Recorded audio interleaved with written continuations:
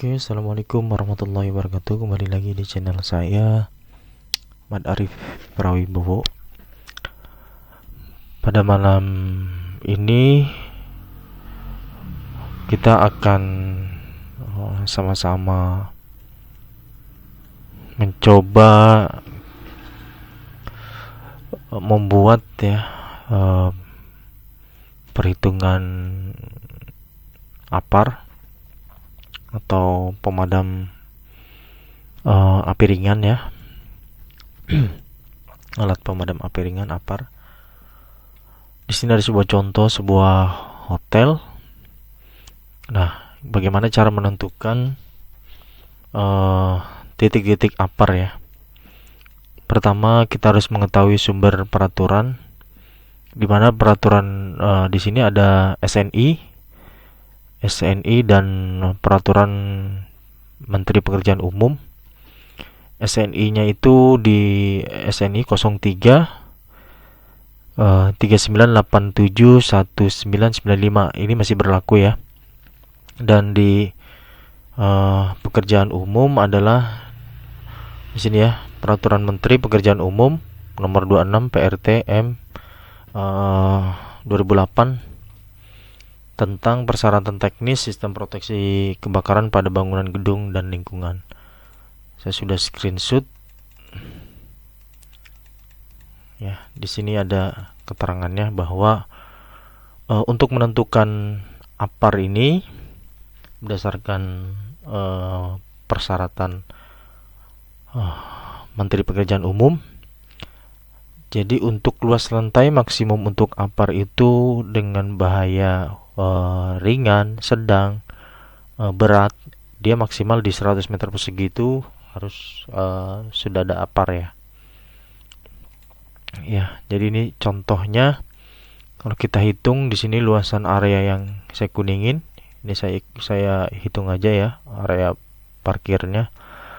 Maka di sini areanya 567.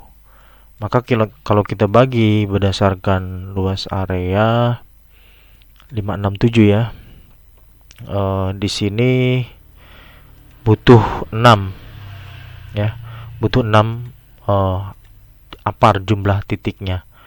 Kalau kita hitung di sini ada 1 2 3 4 5 6, ada 7 ya.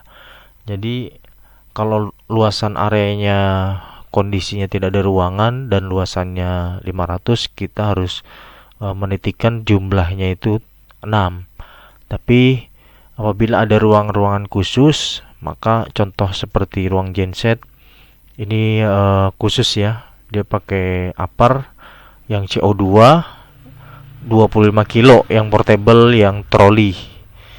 Nah, kalau untuk yang di area parkir atau area basement biasa, ini APAR yang 3 kilo ya. Biasanya di sini ada keterangannya di legendnya. Ada yang 3 kilo. Nah, untuk yang 5 kilo ini biasanya untuk di ruangan panel gitu ya. Atau ruang gas. Nah, di sini ada ruang panel ya. Jadi untuk ruang panel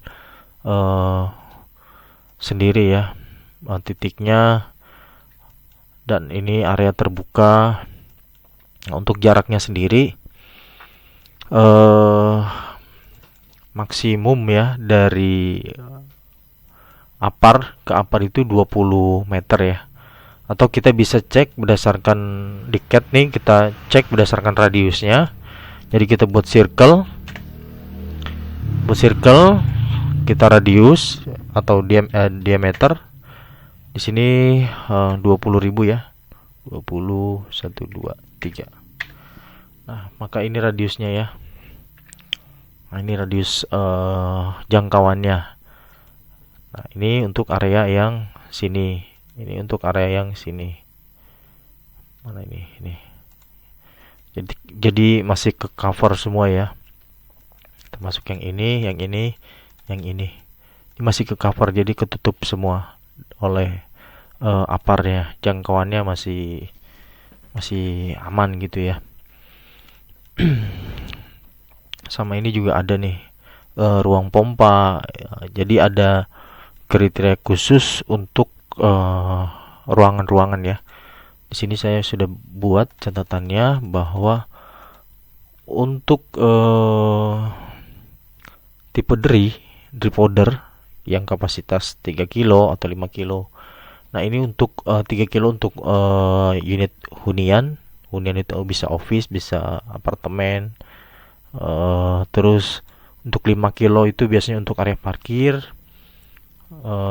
Dan 5 kilo juga untuk utilitas yang termasuk tadi ruang panel ya.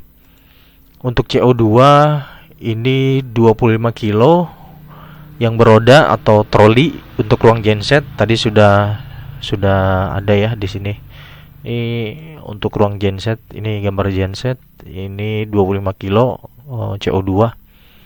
Dan biasanya 10 kilo untuk ruang panel utama tegangan menengah, sama juga untuk panel utama tegangan rendah, termasuk juga untuk di area ruang trafo.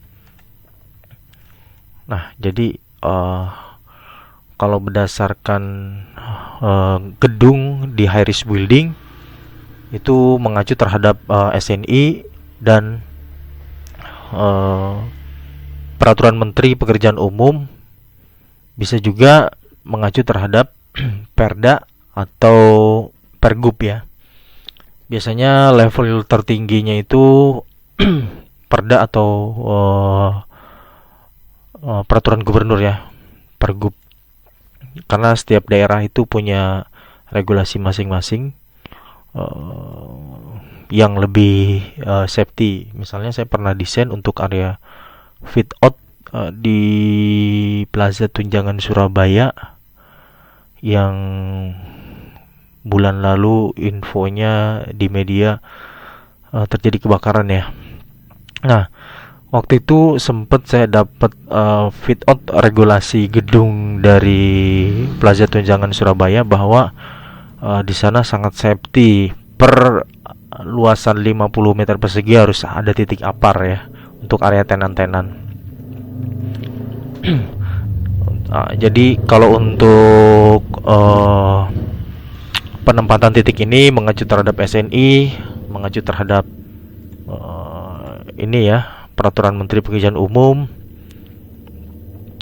Lalu ada Perda, ada Pergub ya. Jadi level tertingginya Perda atau Pergub, baru nanti Peraturan Menteri ya, Permen. Lalu bagaimana kalau seperti area kamar?